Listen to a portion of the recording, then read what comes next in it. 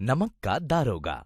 हर व्यक्ति में अच्छाई और बुराई दोनों ही होते हैं, लेकिन जब हम अपनी बुराइयों पर विजय प्राप्त कर लेते हैं तो हमारा हृदय निष्कपट हो जाता है।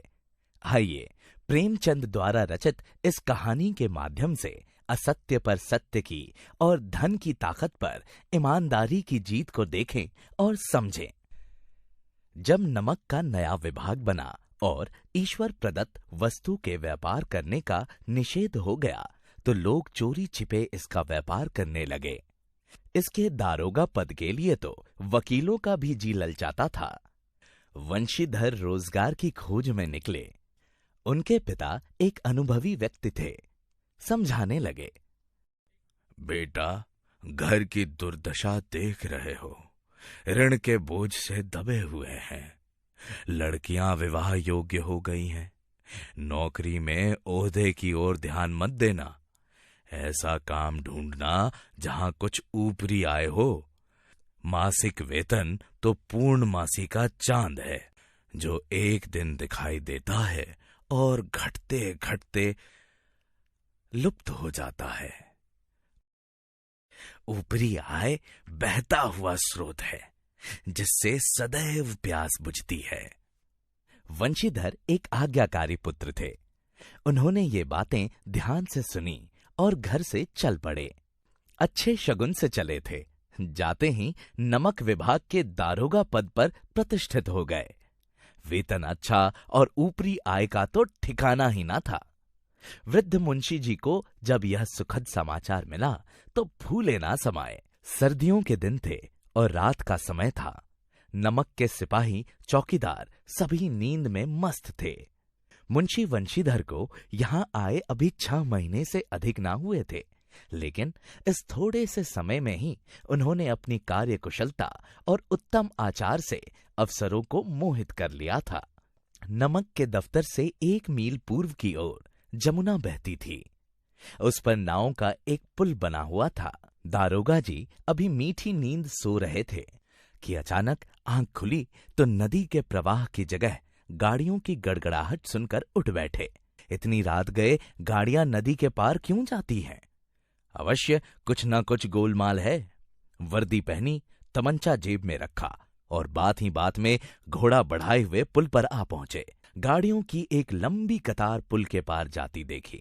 डांट कर पूछा, किसकी गाड़ियां हैं? थोड़ी देर तक सन्नाटा रहा। आदमियों में कुछ काना फूसी हुई। तब आगे वाले ने कहा, पंडित अलोपीदीन की। कौन पंडित अलोपीदीन? दातागंज के। मुंशी वंशीधर चौंके।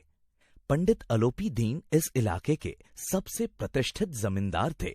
लाखों रुपए का लेन देन करते थे। इधर छोटे से बड़े कौन ऐसे थे जो उनके ऋणी ना हों? मुंशी जी ने पूछा, गाड़ियां कहाँ जाएंगी? उत्तर मिला, कानपुर। लेकिन यह प्रश्न करते ही कि इनमें क्या है, सन्नाटा छा गया। दारोगा साहब का संदेह और बढ़ा तो उन्होंने घोड़े को एक गाड़ी से सटाकर बोरे को टटोला। भ्रम दूर हो गया। ये नमक के ढेले थे। पंडित अलोपीदीन अपने सजीले रथ पर सवार चले आ रहे थे।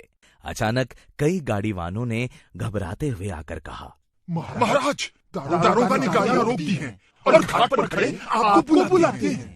पंडित अलोपीदीन का लक्ष्मी पर अखंड विश्वास था। न्याय और नीति सब लक्ष्मी के ही खिलौने हैं। इन्हें वे जैसा चाहती हैं नचाती हैं। लेटे लेटे गर्व से बोले, चलो हम आते हैं।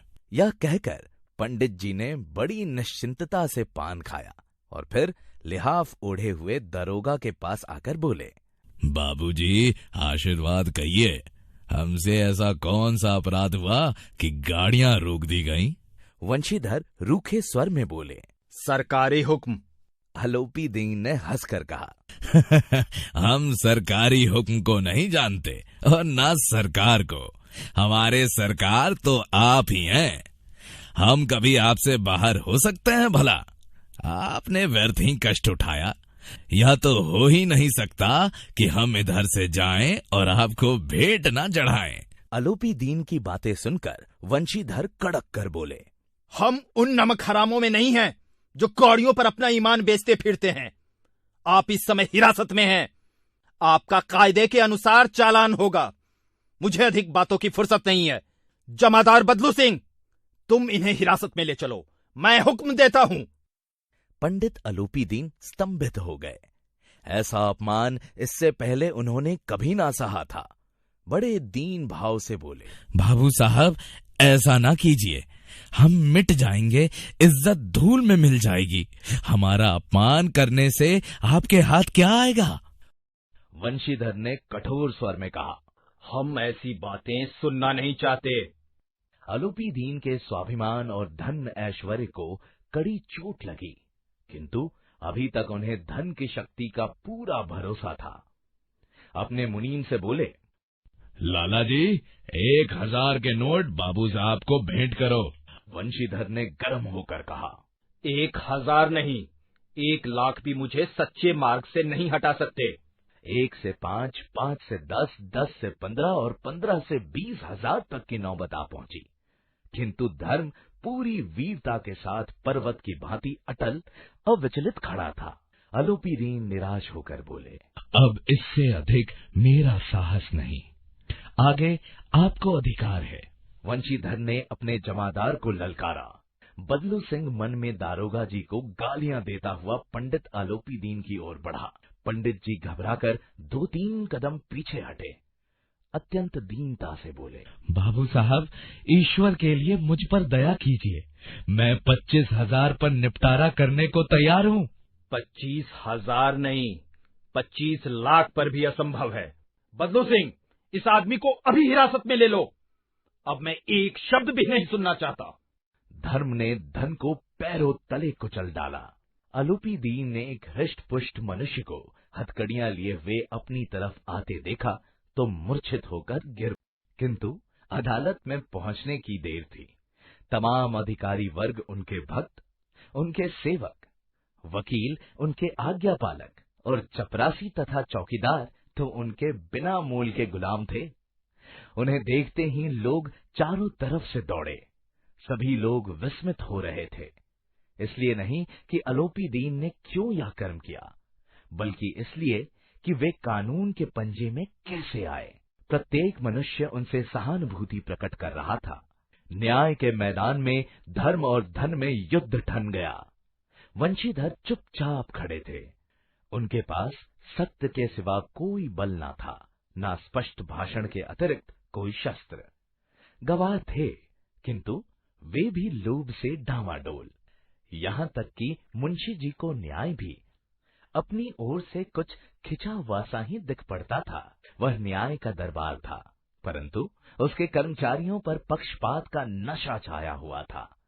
जहाँ पक्षपात हो, वहाँ न्याय की कल्पना ही नहीं की जा सकती। मुकदमा शीघ्र ही समाप्त हो गया। डिप्टी मजिस्ट्रेट ने अपने फैसले में लिखा, पंडित अलूपी दीन के विरुद्ध दिए गए प्रमाण निराधार हैं। वे एक बड़े भारी व्यापारी हैं। थोड़े से लाभ के लिए वे ऐसा काम नहीं करेंगे। यद्यपि नमक के दारोगा मुंशी वंशीधर का अधिक दोष नहीं, लेकिन यह बड़े खेद की बात है कि उसकी विचारहीनता के कारण एक भले मानुस को कष्ट झेलना पड़ा। भविष्य में उन्हें होशियार रहना चाहिए। वकीलों ने यह फैसला सुना तो उछल पड़े। पंडित अलूपी दीन मुस्कुराते हुए बाहर निकले। वंशीधर ने धन से बैर मोल लिया था, उसका मूल्य चुकाना अनिवार्य था। बड़ी कठिनाई से 1 सप्ताह ही बीता होगा कि मुअत्तली का आदेश आ पहुंचा। कर्तव्य परायणता का दंड मिला। बेचारे शोक और खेद से व्यथित घर को चले। बूढ़े मुंशी जी ने मुअत्तली का समाचार सुना तो अपना सिर पीट लिया। बड़े ईमानदार बनने चले हैं, पढ़ना लिखना सब अकारत गया। जी चाहता है कि तुम्हारा और अपना सिर फोड़ लूं। बोले। वृद्धा माता को भी दुख हुआ। तीर्थ यात्रा की कामना मिट्टी में मिल गई। एक दिन संध्या के समय बूढ़े मुंशी जी बैठे राम नाम की माला जप रहे थे। इसी समय उनके द्वार पर सजा हुआ रथ आकर रुका। कई नौकर कंधों पर लाठियां रखे साथ थे। मुंशी जी अगवानी को दौड़े। देखा तो पंडित अलूपी दीन हैं। झुककर दंडवत किया। हमारा भाग्य उदय हुआ जो आपके चरण इस द्वार पर आए।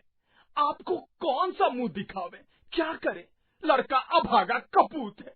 ईश्वर निसंतान चाहे रखे, पर ऐसी संतान ना दे। अलोपी दीन ने कहा। नहीं भाई साहब, ऐसा ना कहिए। मुंशी जी ने चकित होकर कहा। ऐसी संतान को और क्या कहूँ? पंडित अलोपी दीन ने वंशीधर से कहा। दारोगा जी, इसे खुशामद ना समझिए। उस रात को आपने अपने अधिकार बल से मुझे अपनी हिरासत में लिया था, किंतु आज मैं स्वेच्छा से आपकी हिरासत में आया हूँ। मैंने हजारों रईस अमीर देखे, हजारों उच्च पदाधिकारियों से काम पड़ा, किंतु मुझे परास्त किया तो आपने। मैंने सबको अपना और अपने धन का गुलाम बनाकर छोड़ दिया। मुझे आज्ञा दीजिए कि आपसे कुछ विनय कर सकूं। पंडित जी की बातें सुनी तो वंशीधर के मन का मैल धुल गया। पंडित जी की ओर उड़ती हुई दृष्टि से देखा तो सद्भाव झलक रहा था। शर्माते हुए बोले, ये आपकी उदारता है जो ऐसा कहते हैं। मुझसे जो कुछ हुआ उसे क्षमा कीजिए। मैं धर्म की बेड़ी में जकड़ा हुआ था। आपकी जो आज्ञा होगी वो मेरे सिर माथे पर। अलोपी दीन ने विनीत भाव से कहा। नदी तट पर आपने मेरी प्रार्थना नहीं स्वीकार की थी, किंतु आज स्वीकार करनी पड़ेगी। वंशीधर बोले, मैं किस योग्य हूँ, किंतु जो कुछ सेवा मुझसे हो सकती है उसमें त्रुटि न। अलोपी दीन ने एक स्टाम्प लगा हुआ पत्र निकाला और उसे वंशीधर के सामने रख कर बोले, इस पद को स्वीकार कीजिए और अपने हस्ताक्षर कर दीजिए। जब तक यह सवाल पूरा ना कीजिएगा, द्वार से ना हटूंगा। मुंशी वंशीधर ने उस कागज को पढ़ा तो आंखों में आंसू भर आए। पंडित अलोपी दीन ने उनको अपनी सारी जायदाद का स्थायी मैनेजर नियुक्त किया था। 6000 वार्षिक वेतन के अतिरिक्त रोजाना खर्च अलग, सवारी के लिए घोड़ा, रहने को बंगला, नौकर चाकर मुफ्त। वंशीधर कंपित स्वर में बोले, पंडित जी, मुझमें इतनी सामर्थ्य नहीं है कि आपकी उदारता की प्रशंसा कर सकूं, किंतु ऐसे उच्च पद के मैं योग्य नहीं हूँ। अलोपी दीन हंसकर बोले, मुझे इस समय एक अयोग्य व्यक्ति की ही जरूरत है। अलोपी दीन ने कलम निकाली और उसे वंशीधर के हाथ में देकर बोले, ना मुझे विद्वता की चाह है, ना अनुभव की, ना कार्य कुशलता की। इन गुणों का परिचय खूब पा चुका हूँ। अब सौभाग्य ने मुझे वह मोती दे दिया है जिसके सामने योग्यता और विद्वता की चमक फीकी पड़ जाती है। यह कलम लीजिए और हस्ताक्षर कर दीजिए।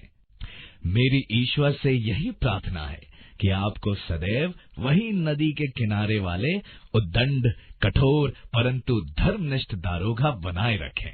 वंशीधर की आंखें डबडबा आईं। हृदय के संकुचित पात्र में इतना एहसास ना समा सका।